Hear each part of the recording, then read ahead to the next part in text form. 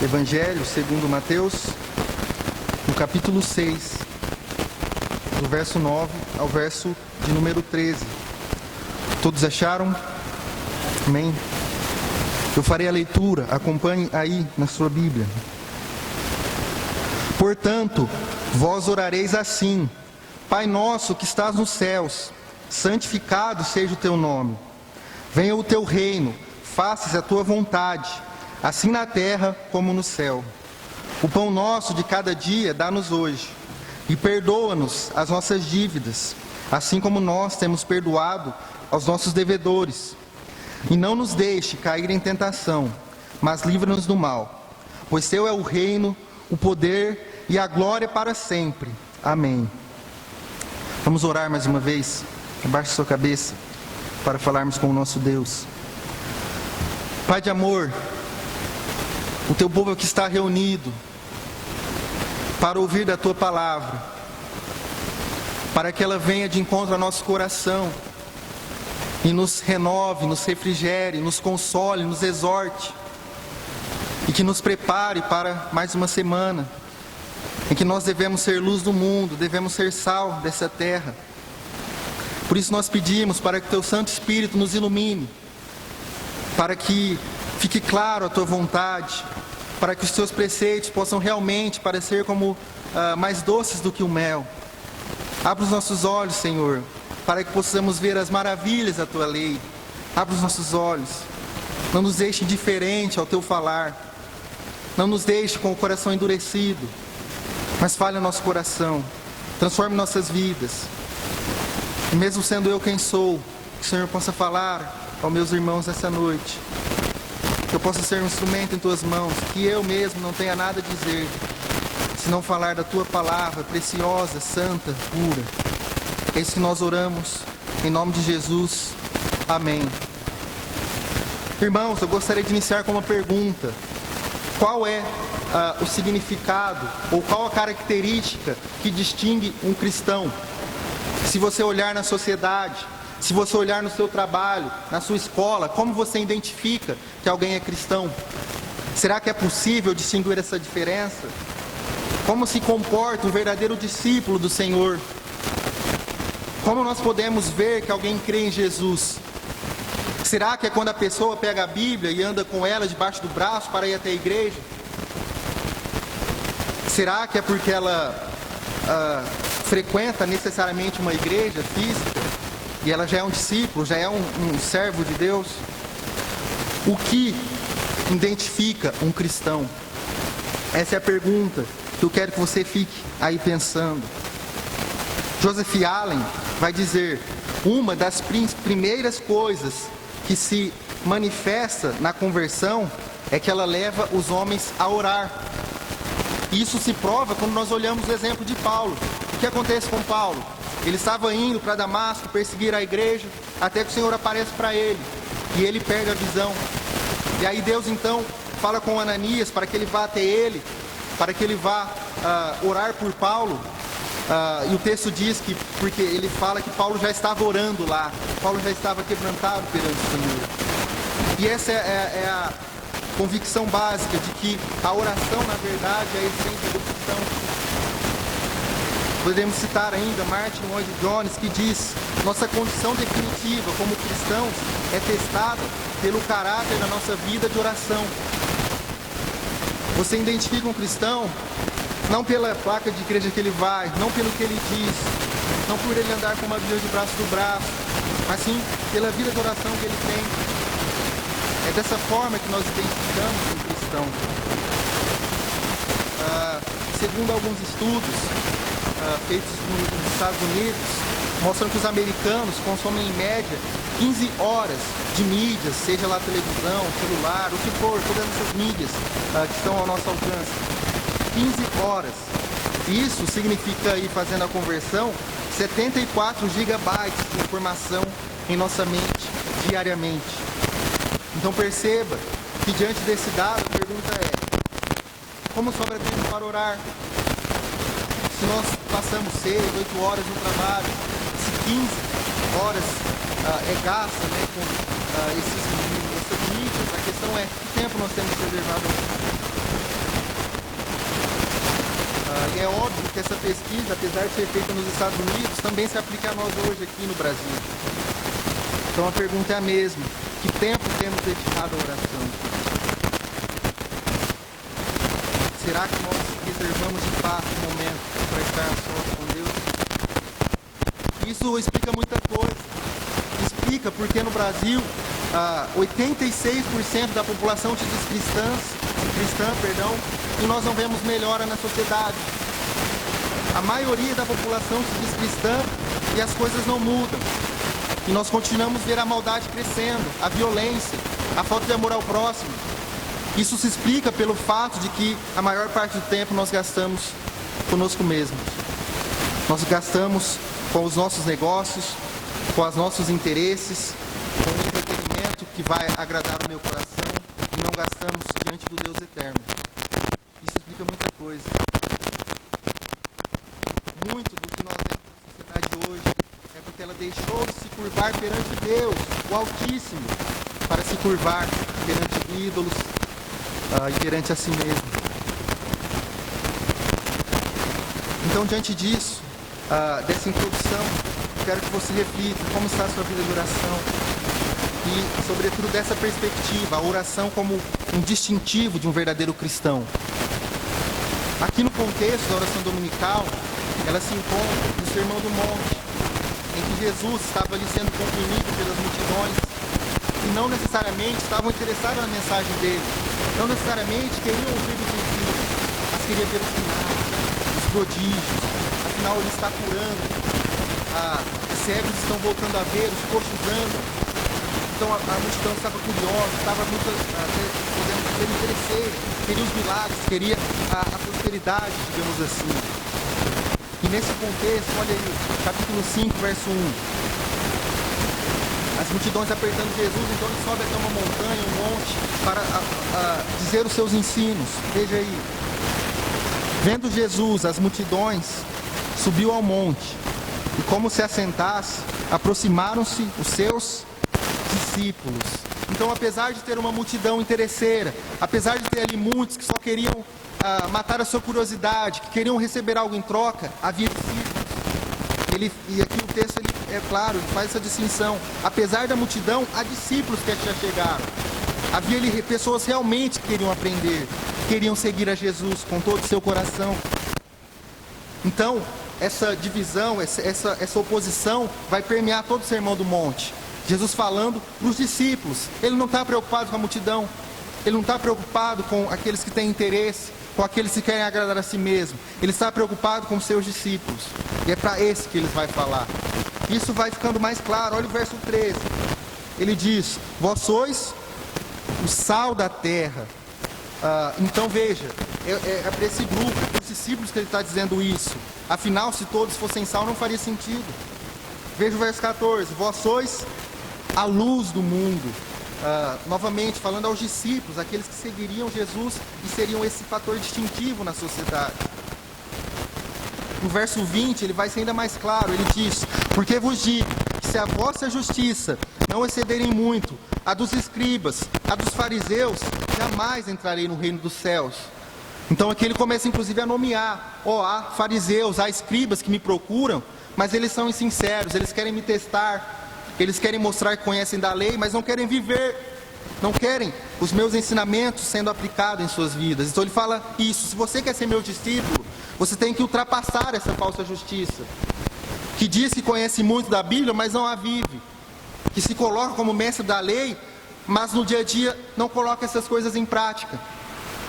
Então ele vai caminhando, vai fazendo essa distinção clara entre a multidão, os fariseus, escribas e os verdadeiros discípulos. No verso 46, por exemplo, ainda do capítulo 5, ele diz: porque se amardes os que vos amam, que recompensa tendes? Não fazem os publicanos também o mesmo? E se saudardes somente os vossos irmãos, que fazei demais? Não fazem os gentios também o mesmo? Então, novamente, ele está opondo. Os gentios, o publicano, que era aquele que cobrava o imposto para Roma, e muitas vezes roubava em cima desse imposto, ele fala: eles não são meus discípulos, eles vivem de modo que não está de acordo com a minha palavra. Então vocês não podem ser assim, vocês têm que exceder essa falsa justiça. Então, o tempo todo, durante o Sermão do Monte, Jesus está fazendo essa oposição entre a multidão, entre seja escriba, fariseu, gentil, publicano, e entre o verdadeiro discípulo, entre realmente aquele que segue a Jesus Cristo.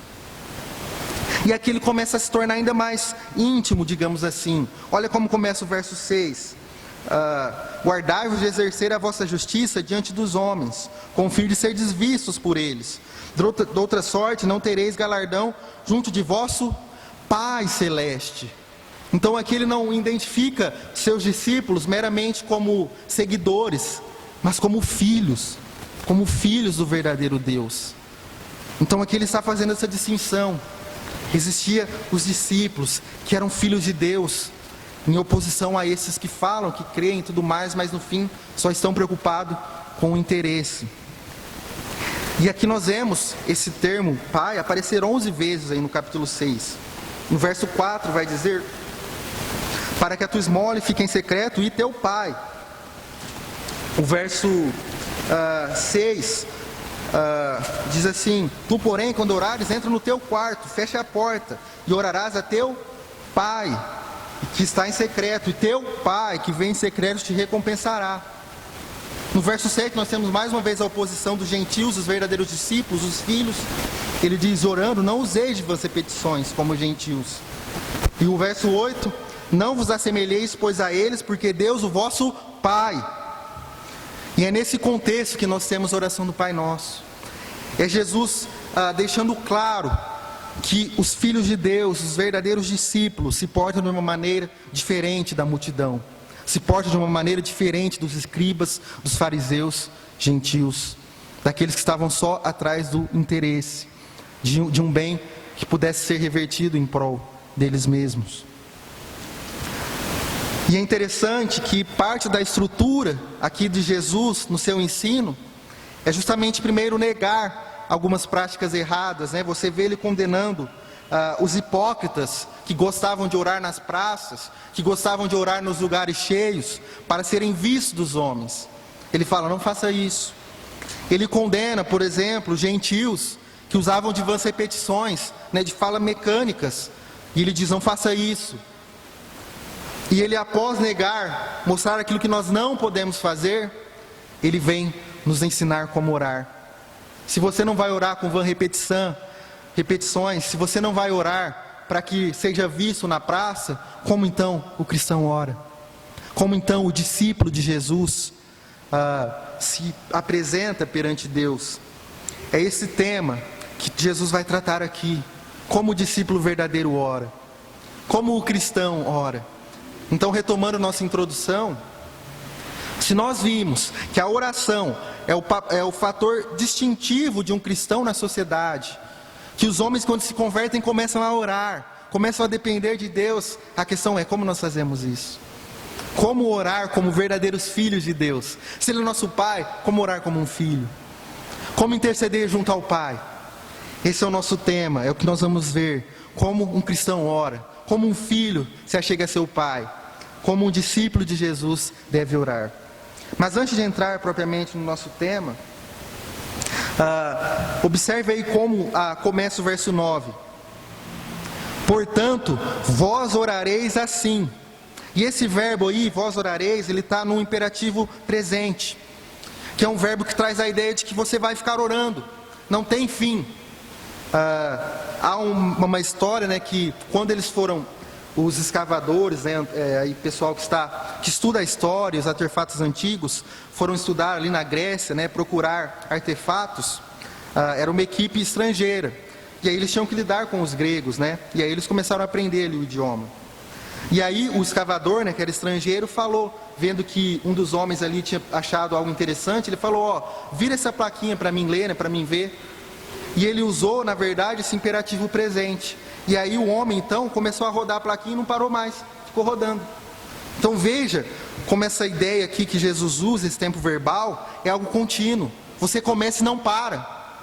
É a mesma ideia que lá na frente, em Tessalonicenses, Paulo vai dizer: orai sem cessar. É isso que Jesus está dizendo. Você vai orar e não vai parar. Você acha que Paulo, quando se converteu, ficou lá orando, esperando que alguém viesse até ele, e aí depois ele nunca mais orou? Não, ele começou a orar e não parou mais. Essa é a maravilha da oração, é algo que você começa e não termina. E aqui no verbo que Jesus usa, no tempo verbal, está indicando isso. Ore, mas é sem parar. Comece a orar e continue, não pare. É uma ação contínua. Então, perceba como a oração ela é vital na vida do crente. Nós devemos orar sem cessar. É isso que a Bíblia nos ensina. Mas vamos então para o nosso primeiro ponto, o primeiro ensino que nós podemos extrair aqui do texto. Como eu devo orar? Como eu devo me apresentar perante o Senhor? E aí no verso 9 vai dizer: portanto vós orareis assim: Pai nosso que estás nos céus. E com isso eu digo que nós devemos orar com intimidade. Essa palavra aqui que foi utilizada, esse termo, ele se encontra no vocativo, que assim como no português é a forma de chamar, é uma invocação, é um chamamento. Então aqui, se nós fôssemos traduzir mais literalmente, seria: ó Pai nosso. É uma exclamação, ele está exclamando. É para você, com toda a sua força, com todos os seus plenos pulmões, clamar ao seu Pai que está no céu. É um clamor, é um grito da alma necessitada. É como a criança pequena, que quando está longe do pai, ela grita, ela chama ao seu pai, pois ele está longe, ele está enfrentando uma dificuldade. Não é meramente um grito silencioso, ou uma voz que não se pode ouvir.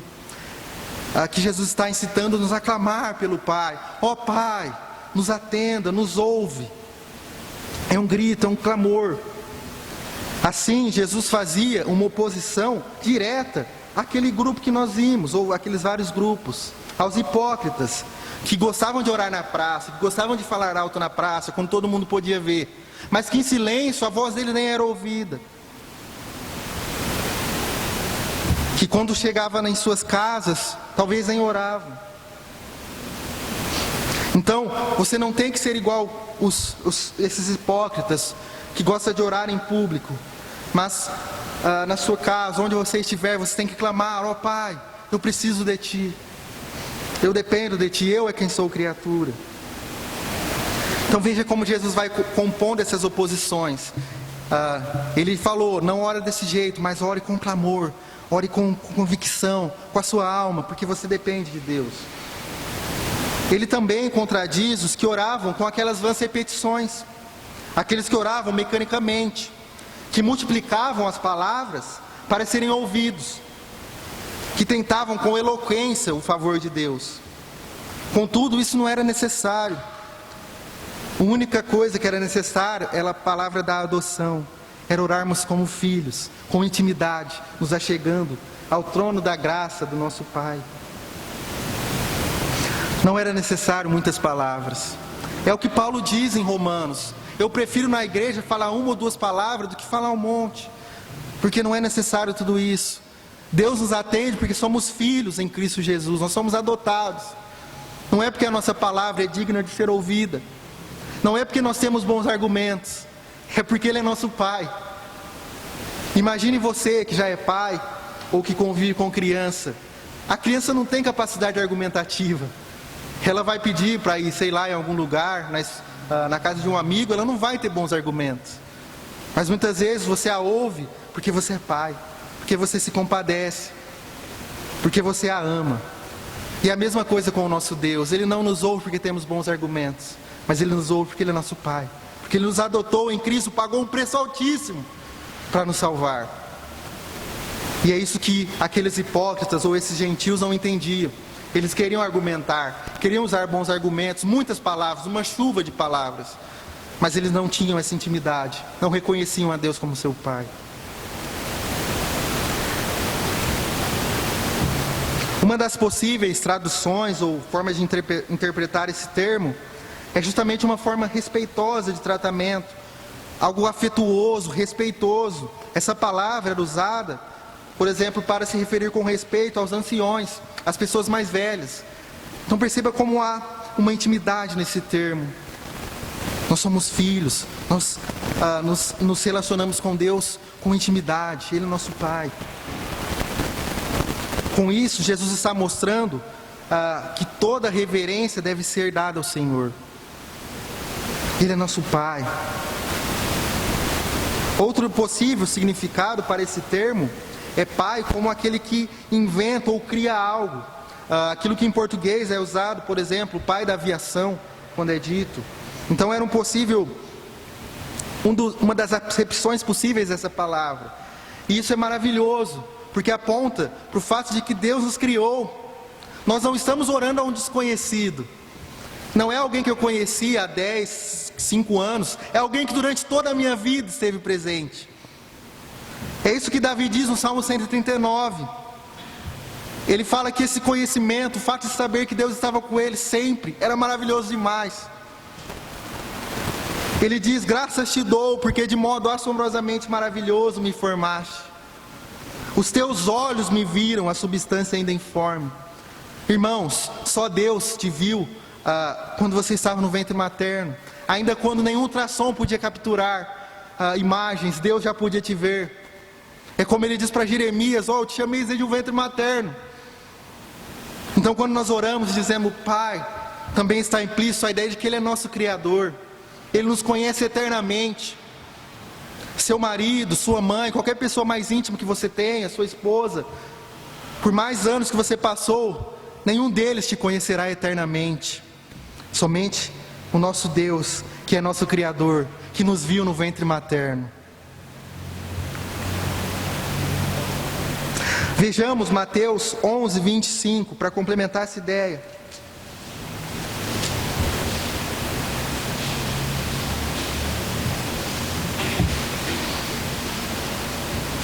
Mateus 11, 25, caminha algumas páginas para frente que chegaremos no texto.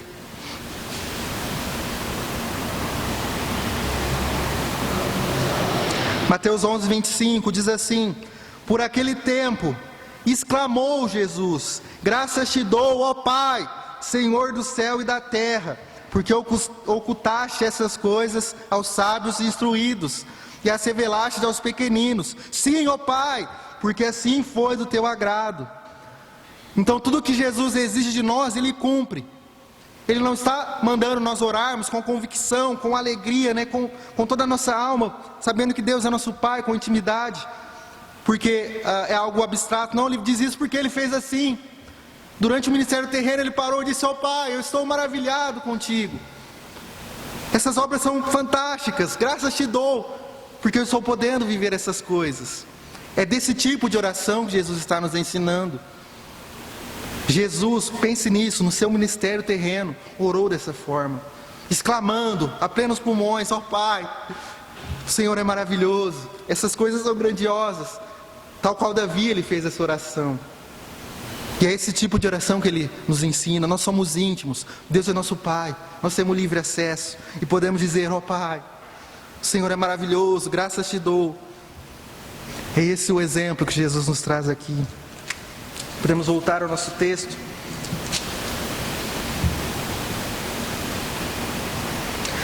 E não só nessa parte, mas Jesus colocou esse ensino em prática no momento mais angustiante, mais terrível de seu ministério, quando Ele estava prestes a morrer.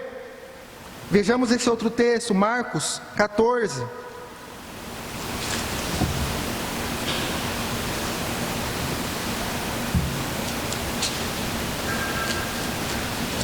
Marcos 14, o verso 36.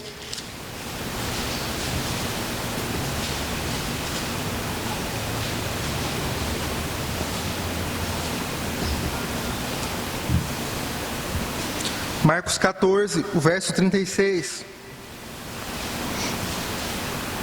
Acompanha aí. Aqui é Jesus falando.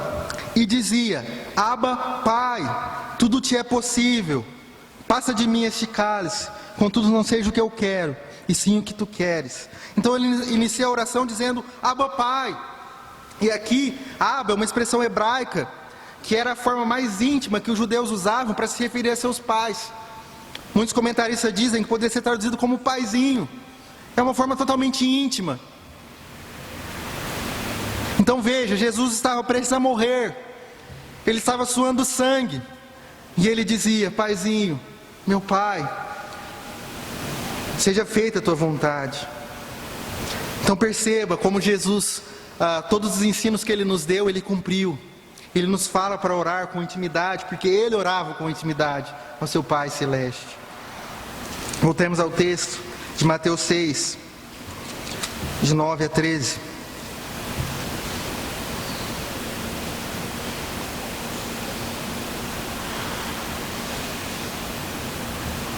E toda essa expressão, Pai Nosso que estás nos céus, sintaticamente, ela não tem relevância, digamos assim, ela não tem utilidade para a oração, ela não é o sujeito do verbo, ela não é o complemento do verbo, ela é tão somente um vocativo. Isso mostra a importância do que foi dito. Jesus não estava meramente completando orações, completando as frases, Ele estava realmente dizendo que na nossa oração deveríamos ter intimidade com o nosso Pai Celeste. Em nossas orações nós precisamos realmente ter um coração convicto de que Deus é nosso Pai, de que podemos nos achegar a Ele e que Ele vai nos receber com a sua graça, com o seu amor. Diante disso, a pergunta que resta é: como você tem orado?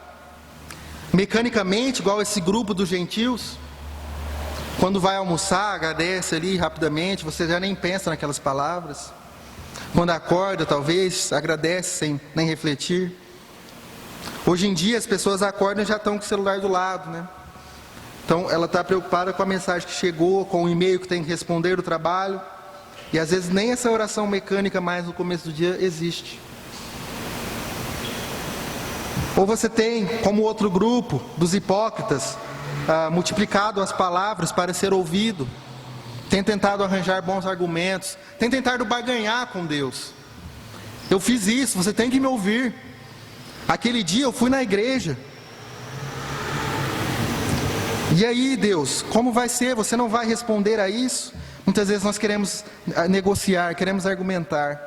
Só que pais, ou melhor, filhos, não argumentam com seus pais. Porque Ele é o Pai, Ele os ama. Nós não somos ouvidos pelos nossos argumentos, ou pelas muitas palavras. Talvez é meramente para cumprir o ritual. Então, a liturgia, né, ela tem a oração de contrição, depois de louvor. E aí nós seguimos esse ritual, mas não há um verdadeiro quebrantamento em nosso coração. Como você tem orado, irmãos? Será que a sua alma verdadeiramente exclama: ó Pai, Tu és tudo que eu tenho. O Senhor me viu enquanto eu ainda estava no ventre materno. Ou ainda temos sido como os hipócritas, que oram em público, a pleno pulmões, mas que sozinhos não dedicam nem um pensamento ao Pai Celeste. Muitas vezes nós oramos na igreja, nós conduzimos ali o momento em que o irmão pede para que alguém que tem o desejo ore, nós oramos. Mas e em casa? Será que pelo menos um pensamento nosso é voltado ao nosso Deus? Como nós temos orado? Será que a nossa oração tem ao menos competido com aquelas 15 horas que é gasta com mídias, internet, televisão e tudo mais? Eu penso que o maior problema do cristianismo hoje é a sua abnegação, ou melhor, o seu abandono com a oração. Nós não oramos mais. É algo raro, é difícil. Nós temos que nos esforçar para fazer isso. Não há essa exclamação de Jesus: ó Pai, Ele estava alegre, Ele estava jubilante. Mas nós nos arrastamos, tem que orar. Ora aí para a refeição agradecer. É sempre algo maçante, pesado, aquilo. Como nós temos orado. E desprezar a oração é tão insano quanto o homem que diante de um rei terreno prefere o silêncio. Imagine, você está perante um rei, perante o presidente, ele quer falar contigo, você fala: eu não quero falar. E essa loucura que nós não conseguimos nem conceber é o que fazemos com o nosso Pai Celeste.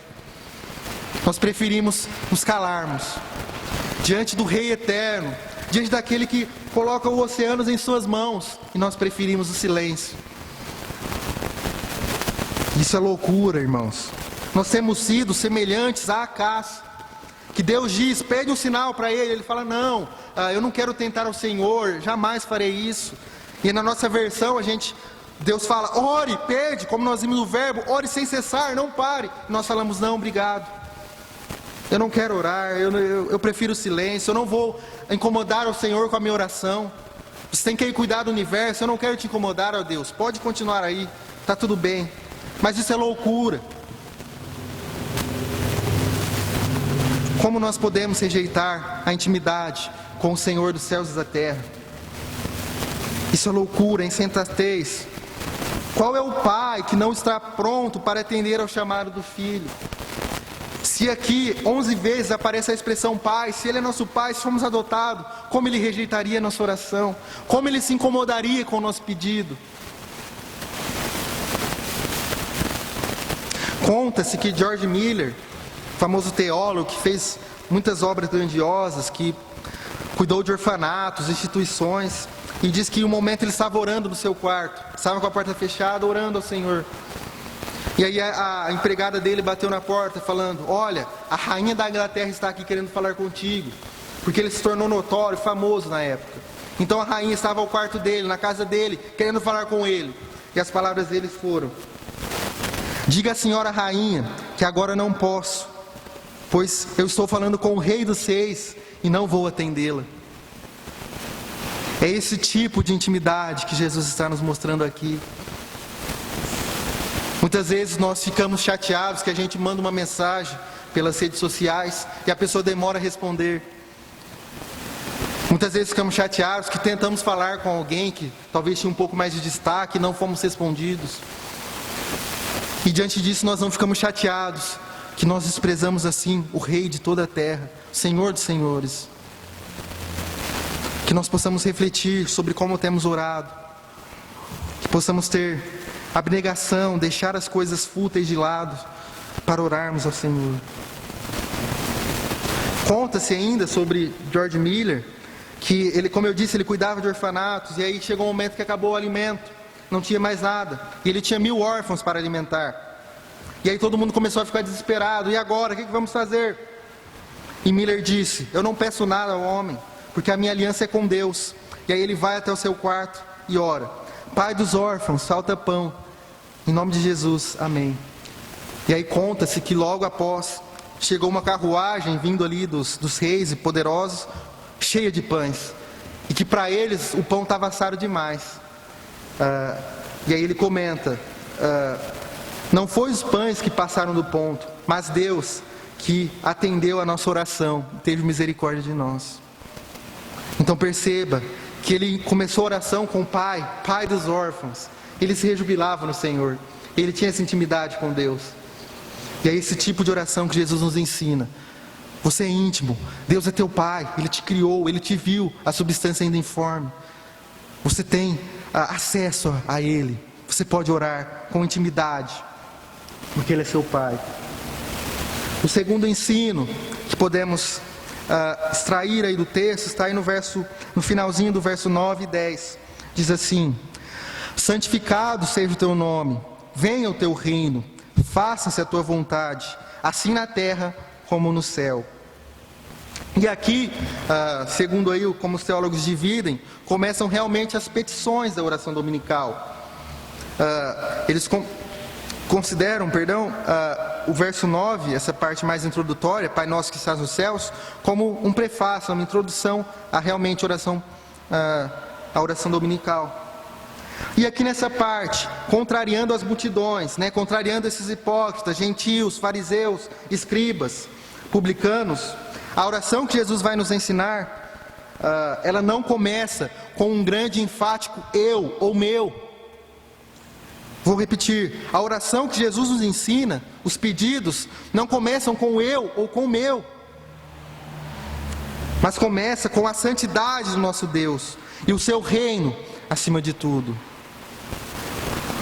Observe como que em quase tudo que nós falamos, nós começamos com eu. Se você chega numa loja, você diz, olá, boa tarde, eu gostaria de comprar determinada coisa. Se você quer expor um pensamento, você fala, nossa, eu estava pensando determinado assunto. Se você quer relatar uma observação, você fala: nossa, eu notei aquilo. Tudo que nós dizemos, em sua grande maioria, começa com o eu. Eu aquilo, o outro. Ou o meu, muitas vezes usamos o meu. Mas a oração de Jesus não é assim, não começa com o eu. Porém, a oração de Jesus, que Ele nos ensina, é completamente diferente. Ela enfatiza o nome de Deus acima de nós mesmos. Nós cantamos isso, o nome sobre todo nome, inclusive do nosso. Inclusive do nosso egoísmo, da nossa mesquinharia. A oração não começa com eu, alguma coisa, eu aquilo outro, começa com o teu nome. Santificado seja o teu nome. Então ela confronta diretamente os hipócritas que queriam aparecer na praça, queriam agora para si mesmo. E ele mesmo diz: já receberam a recompensa. Agora vocês, discípulos, filhos, vão orar assim: santificado seja o teu nome, a glória é tua, é tudo sobre o Senhor. Não há espaço para o eu. E Jesus nos conta uma parábola sobre isso, que ficou registrada em Lucas 18, do verso 9 ao 14. Eu vou ler rapidamente, não precisa abrir.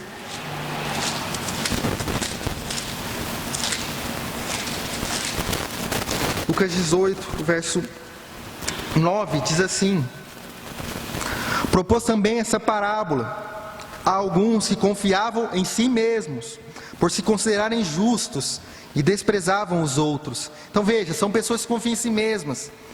2 homens subiram ao templo com o propósito de orar, um fariseu e o outro publicano. E olha só a postura do fariseu. O fariseu, posto em pé, orava de si para si mesmo, dessa forma: ó Deus, graças te dou, porque eu não sou como os demais, homens roubadores, injustos, adúlteros, nem ainda como esse publicano aí. Eu jejuo 2 vezes por semana, eu dou o dízimo de tudo quanto ganho. Então essa oração que Jesus está combatendo, que começa com o eu, que é totalmente voltada para si mesma, que quer se justificar perante o Senhor, não é esse tipo de oração que Jesus nos ensina. A oração que Jesus nos ensina começa com que o seu nome seja santificado, e nada de eu ou meu. Esse ensino de Jesus, ele seria ampliado na própria sequência do Sermão do Monte. Olha o verso 31 de Mateus 6. Diz assim: portanto, não vos inquieteis, dizendo: que comeremos, que beberemos, ou com o que nos vestiremos? Porque, novamente, esse grupo, os gentios, é que procuram todas essas coisas. Pois novamente, Pai Celeste sabe que necessitais de todas elas. E olha o que ele vai dizer no verso 36. Buscai, pois, em primeiro lugar o seu reino e a sua justiça, e todas essas coisas vos serão acrescentadas. E é justamente o que ele nos ensina: santificado seja o teu nome, venha o teu reino, faça-se a tua vontade, assim na terra como no céu. Buscar em primeiro lugar essas coisas, a santidade do nome de Deus, o avanço do seu reino, e depois se preocupe consigo mesmo. O motivo pelo qual as pessoas hoje se encontram deprimidas, se encontram abaladas, se encontram sem desejo pela vida, é porque estão olhando para si mesmas apenas. Irmãos, se você busca na sua vida, tem como propósito satisfazer o seu eu, se prepare para se frustrar, se prepare para não ver sentido algum, porque o mundo que Deus criou é baseado no outro. A Trindade é o grande aviso disso. A Trindade é um focado no outro, o Pai glorificando o Filho falando sobre o Pai, o Espírito confirmando a obra dos dois. O mundo que existe é focado no outro, e se você quer ir contra isso, você vai se destruir. Aquela multidão que estava ouvindo o Sermão do Monte de Jesus, em sua maioria, como eu disse, era interesseira. Eles buscavam os sinais, buscavam os milagres, ou estavam ali com curiosidade. Então Jesus aqui está confrontando essa multidão. Ele está mostrando que aqueles que querem se satisfazer, aqueles que querem ser atendidos, aqueles que querem uma cura, aquele que quer atender às coisas meramente terrenas, que isso não é o ideal, que isso está fora do mundo que Deus criou, que que é a oração dominical, que o servo de Deus, o Filho, ora pedindo para que o reino, para que a justiça venha em primeiro lugar. Com a oração dominical, Jesus estava mostrando, tanto para aquela multidão interesseira, mas sobretudo para os discípulos, que há coisas mais importantes, há coisas mais desejáveis do que as coisas desse mundo. Orar pedindo para que o nome de Deus seja santo, é orar pedindo para que em nosso coração o Senhor tenha primazia. A palavra santo, ela é sempre usada no sentido bíblico como aquilo que foi separado. Eu estou retirando algo de um lugar e separando daquilo, colocando em destaque ou em separação. E quando Deus diz aqui que nós devemos orar para que o nome de Deus seja santo, o que Ele está querendo dizer é que nós devemos ter o nome de Deus como inigualável, como maravilhoso, como aquilo de mais valioso que existe nesse mundo caído. É o que nós cantamos, por exemplo, nos hinos, que o nome de Deus está acima de tudo, que Ele é formoso. É interessante, John Piper, quando vai expor essa porção, ele ficou de férias um período, ficou 1 ano estudando esse texto. E aí ele faz uma comparação para que nós possamos entender o termo santo aqui usado. Imagine uma gangorra, certo? De brincar mesmo, que as crianças se divertem. Uma gangorra. E aí ele fala, comece a colocar de um lado todas as pessoas que já viveram, que estão vivas. Coloque todas elas lá. Coloque todas as águas dos oceanos, dos rios, coloque daquele lado. Coloque as próprias nações com seus exércitos numerosos, com seu poder bélico, coloque lá também. Os montes não deixe fora. Coloque todo o exército do céu também lá, as próprias galáxias. E quando você colocou tudo lá, coloque o nome de Deus desse lado. Você vai ver tudo isso voando, tudo isso se desfazendo. Porque o nome de Deus é santo, é mais pesado do que tudo que há no mundo. Isso significa santidade. Significa que nada pode ser comparado. O nome de Deus é inatingível, está separado, nós não temos acesso. É algo santo, é algo precioso. E é esse que tem que ser o nosso desejo, a nossa oração principal, para que o nosso coração reconheça essa santidade. Reconheça que nós não estamos lidando com o nosso colega, com o nosso amigo. Reconheça que não estamos lidando com as coisas passageiras desse mundo, que como areia escorrem das mãos, mas que estamos lidando com o Deus eterno, a rocha inabalável, a rocha que destrói impérios, como diz a profecia de Daniel, e que não para de crescer. A santidade de Deus é o que nos motiva a deixar o pecado.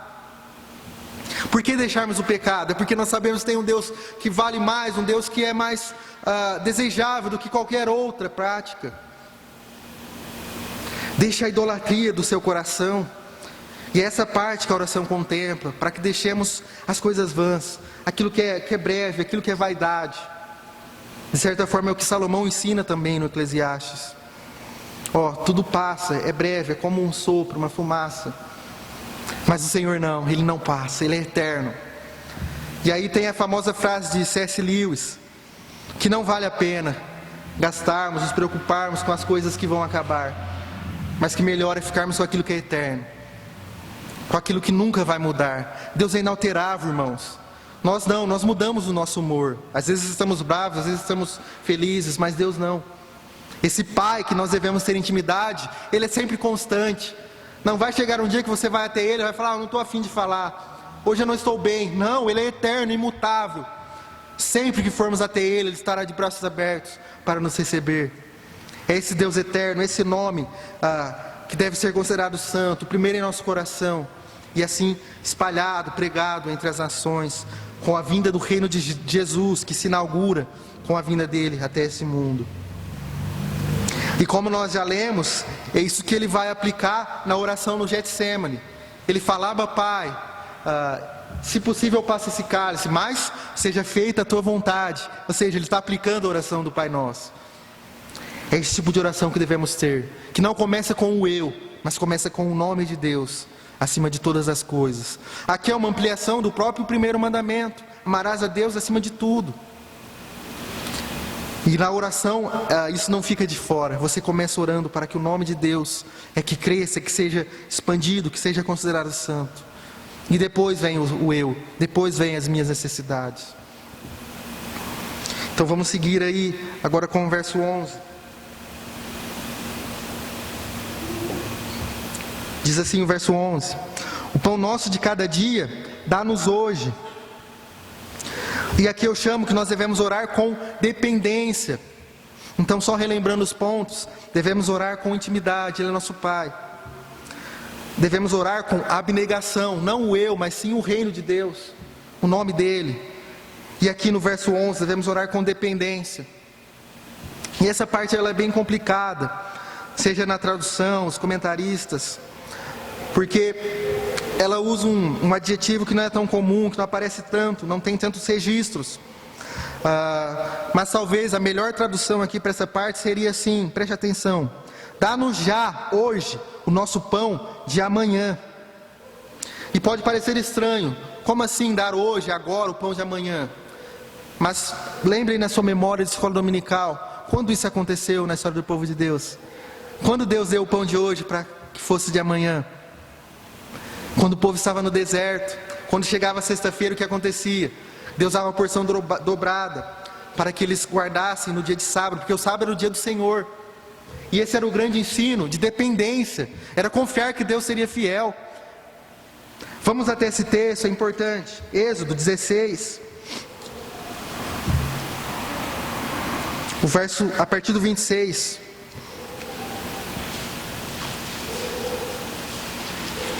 Êxodo 16, a partir do 26.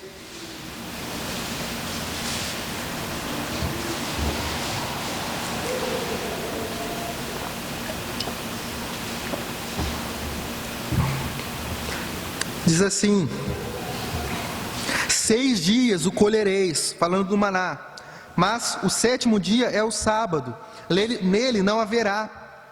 Ao 7º dia saíram alguns do povo para o colher, porém não o acharam. Então disse o Senhor a Moisés: até quando recusareis guardar os meus mandamentos e as minhas leis? Considerai que o Senhor vos deu o sábado. Por isso Ele no 6º dia vos dá pão para 2 dias. Cada um fica onde está. Ninguém saia do seu lugar no 7º dia. Assim descansou o povo no 7º dia. Então eu interpreto esse texto como uma referência direta a esse fato. Aqui Jesus está apontando, não seja como os pais do deserto, que foram rebeldes, que mesmo Deus falando, no 7º dia você pega a porção dobrada, porque no sábado não terá, o que eles fizeram? Desobedeceram. Então aqui Jesus está apontando diretamente para a dependência que acontecia no deserto. Lá eles não saíam para caçar, lá eles não dependiam de si mesmos, mas sim de Deus enviar uma maná descendo do céu. E eu entendo que é a isso que Jesus se refere. O pão nosso que Ele promete nos dar hoje, o pão de amanhã que Ele vai nos dar hoje, é em referência ao maná. Dependa do Senhor. O pão virá do céu, como veio com Cristo, que é o pão encarnado, que é aquele que nos salva e que nos alimenta a nossa alma sedenta, nossa alma faminta. Então confie no Senhor, da mesma forma que Ele alimentou o povo por 40 anos, porque Ele não vai cuidar de nós. Ou como diz Jesus na própria sequência de Mateus: se Ele cuida das aves, se Ele cuida do lírio dos campos, por que não cuidaria de ti? É a isso que Jesus está se referindo. Dependa de Deus, Ele vai te dar o pão, Ele vai te dar o maná. Não faltou no deserto, não faltará hoje. Vamos voltar ao nosso texto. Mateus 6, de 9 a 13. Então é isso que significa dá-nos já hoje o nosso pão de amanhã. É referência ao maná do deserto. O Senhor cuida de nós, irmãos. O que aconteceria com aquele povo? Eram multidões também no deserto. Eles estavam fugindo do Egito, não tinham nada, mas o Senhor cuidou deles. E da mesma forma, e é interessante como é didático a provisão de Deus. Ele não fez com que descesse grandes mantimentos, mas era todo dia. Era a porção necessária. Ele não dava grandes banquetes para o povo, mas era o pão diário. Era cada dia, eles colhiam aquilo que ia satisfazer eles. E assim Deus também nos supre. Não espere que Deus nunca vai deixar faltar as coisas supérfluas. O que Deus promete é que o necessário, que o maná, ele vai estar ali todo dia. O necessário para você sobreviver, para você agradecer a Deus, vai estar lá. Ele nos supre, Ele nos cuida, assim como fez com o povo do deserto. Então é isso que significa: ore ao Senhor com dependência. É Ele quem te cuida, é Ele quem dá o pão, é Ele quem oferece o maná, a provisão vem dEle.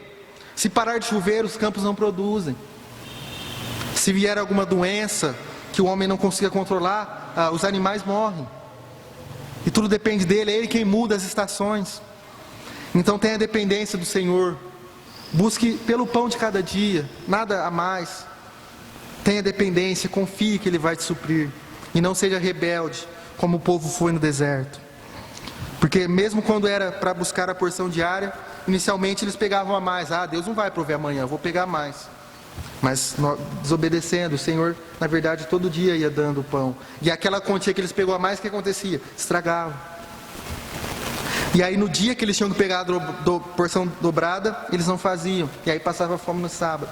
Então veja como a desobediência, como não depender do Senhor, nos destrói, né? nos confunde. Então Jesus está aqui preocupado com a nossa dependência. Dependa do Senhor. É Ele quem dá o maná do céu. É Ele quem cuida de ti. Dependa dEle. Vamos agora para o verso 12. Preste atenção aí. E perdoa-nos as nossas dívidas, assim como nós temos perdoado aos nossos devedores.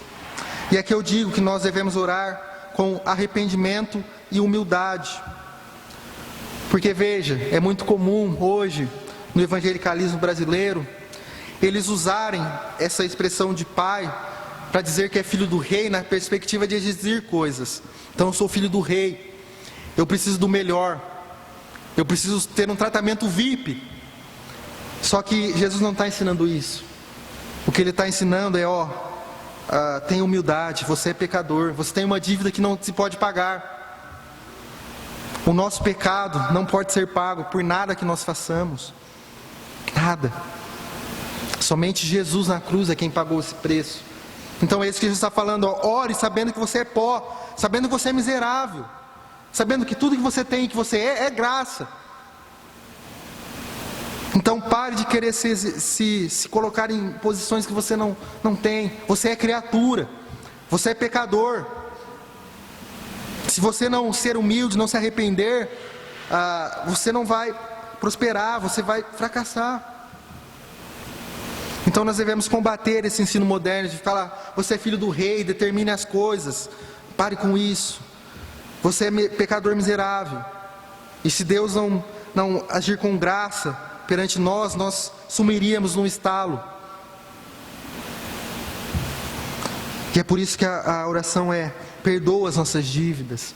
E aqui isso nos lembra também a parábola daquele servo do rei que foi perdoado, e que aí sai e vê alguém que devia uma pouca quantia para ele, quer cobrar, quer mandar ele para a prisão.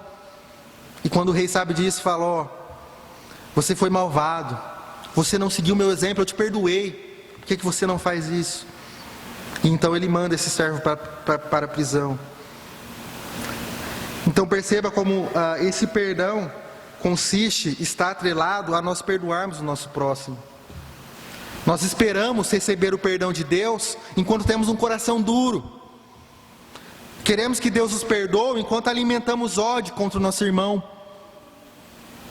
Queremos que as bênçãos, a graça de Deus seja sobre nós enquanto somos maldizentes, enquanto nós adoramos a Deus com rixa com o nosso irmão.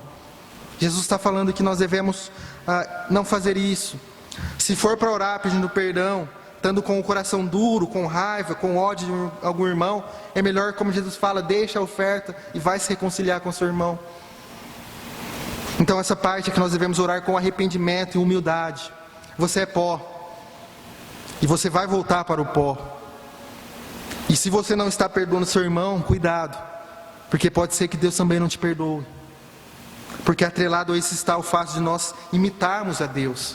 Se Ele nos perdoou, se Ele sempre está oferecendo misericórdia e graça todos os dias para nós, se nós não respondemos de igual forma ao nosso próximo, nós estamos fazendo ele mentiroso.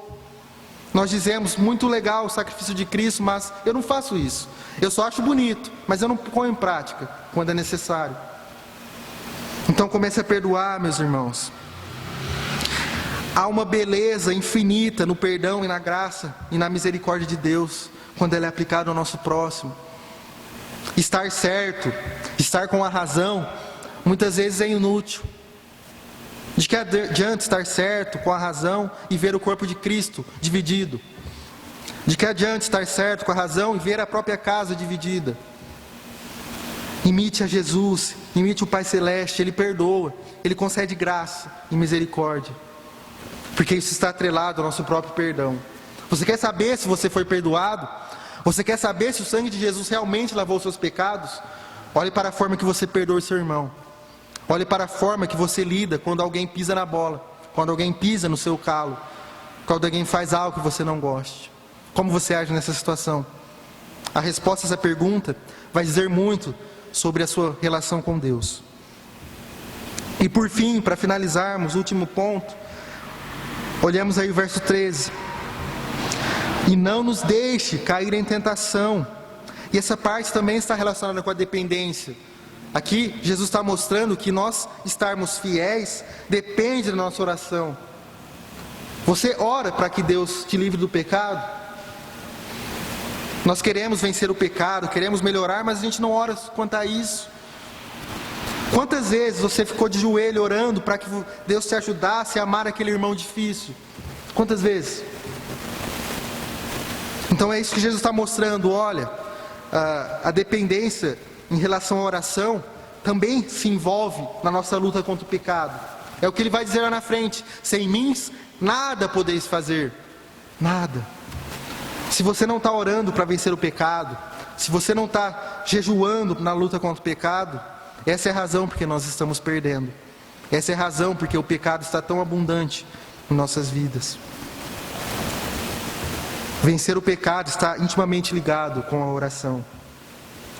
Mas ele segue aí: mas livra-nos do mal. Então veja, como eu disse, a vitória sobre o mal depende da oração, pois sem Deus nada podemos fazer. Mas o foco que eu quero dar agora é aí no final, veja: pois teu é o reino, o poder e a glória para sempre. Amém. Então eu digo aqui que a oração deve ser com louvor e adoração. Quantas vezes a nossa oração é tão somente uma lista de pedidos, a famosa lista de compras? Quantas vezes a gente fala, e nenhuma dessas palavras é de louvor, é de gratidão, é de adoração? Talvez você possa falar: mas eu louvo com os cânticos, né? Eu louvo com as músicas. E de fato, Paulo fala isso, que devemos entoar cânticos espirituais.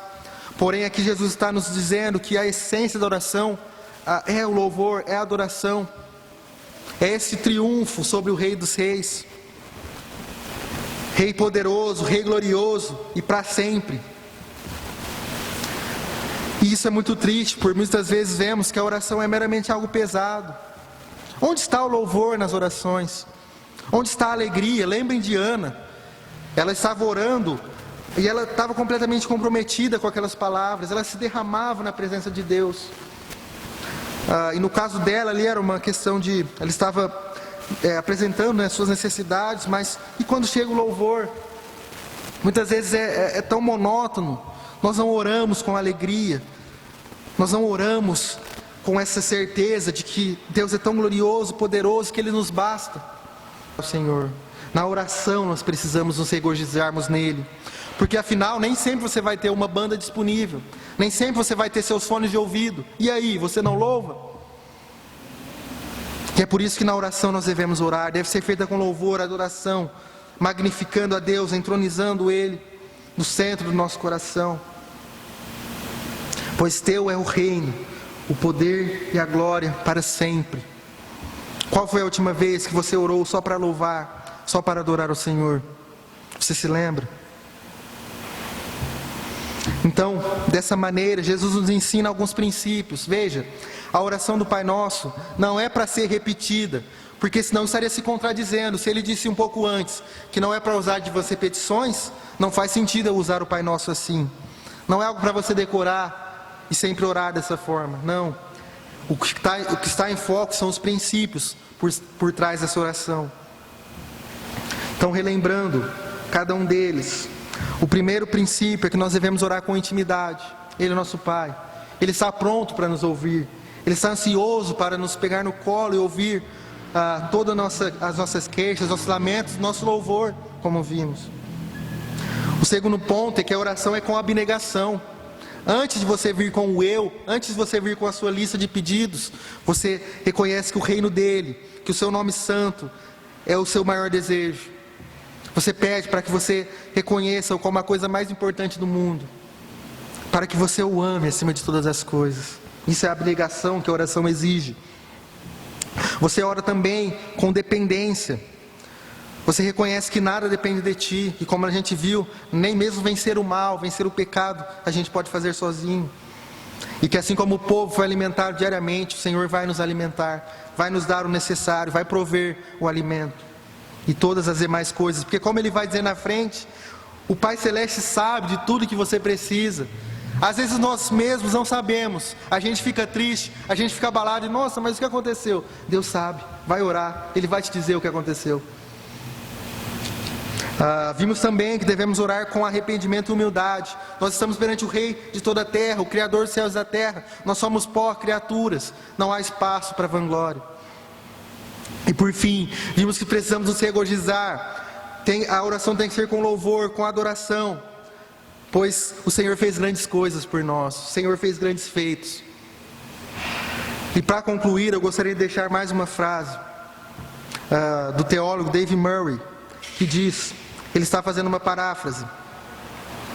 Parafraseando Blaise Pascal, toda a nossa miséria deriva de não conseguirmos ficar em um quarto silencioso sozinhos com Deus. Vou repetir, toda a nossa miséria deriva de não conseguirmos ficar em um quarto silencioso sozinhos com Deus. Nós conseguimos ficar sem oração, mas sem o celular não. Conseguimos ficar sem oração, mas sem a TV não. Isso deve falar ao nosso coração que algo está errado. Que se somos cristãos, como abordamos na introdução, a essência do cristianismo é a oração.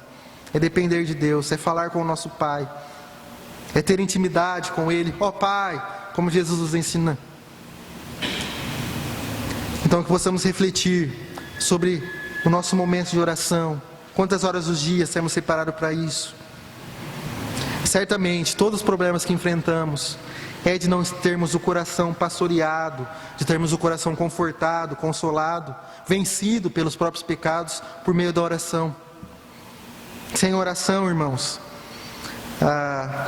nós ficamos deficientes, ficamos carentes de vitaminas, de nutrientes que vêm do Pai Celeste.